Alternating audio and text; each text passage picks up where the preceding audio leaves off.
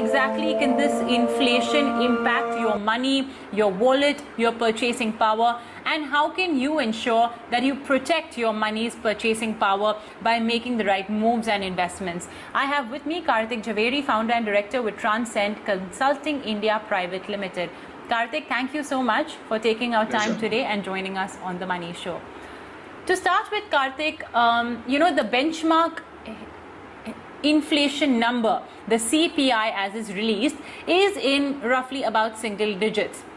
However, how does that compare with the kind of moves we have seen in prices of different goods and services in the last 1 year from a practical perspective as well? Because, the reason I want to emphasize on the whole bit on it being on a practical perspective is because usually when we think of inflation, we think of it as being a very macro matter. So if you could explain that for our viewers. You're right. Actually, inflation is happening all around us. We are all getting affected by it. And every day when we have these notifications that pop up in our mobile phones that the government has raised fuel prices again, we just keep thinking that, there seems to be no end or no light at the end of this price hike, endeavor that the government has started. So in India, this is a little more pronounced, you see, what we are facing and why we are facing. To my mind, I think, there are 5 major reasons why this thing happens. See, fuel prices, although fuel prices are dictated by crude oil, but crude oil in the last 5 to 6 years has been in the $40 to $65 range. But having said that, in the last 1 year itself, it has moved from 20 to 70. Does that mean that fuel should become expensive?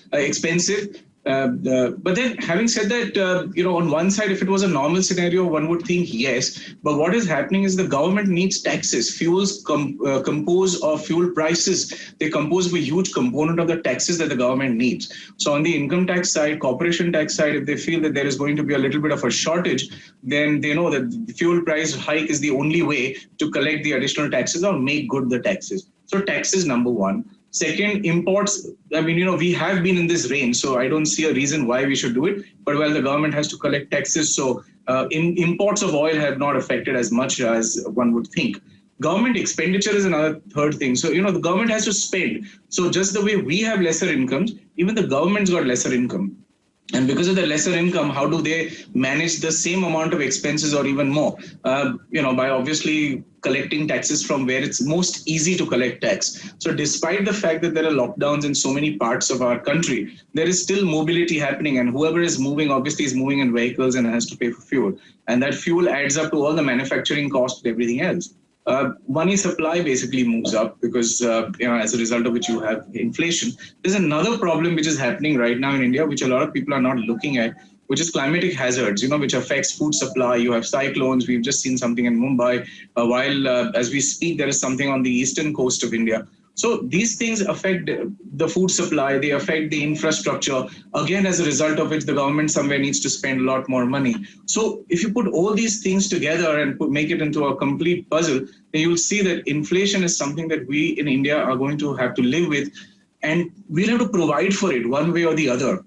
As far as we individuals are concerned, it affects us, but we have to find ways and means of mitigating it, like the way you said in the, earlier in the show.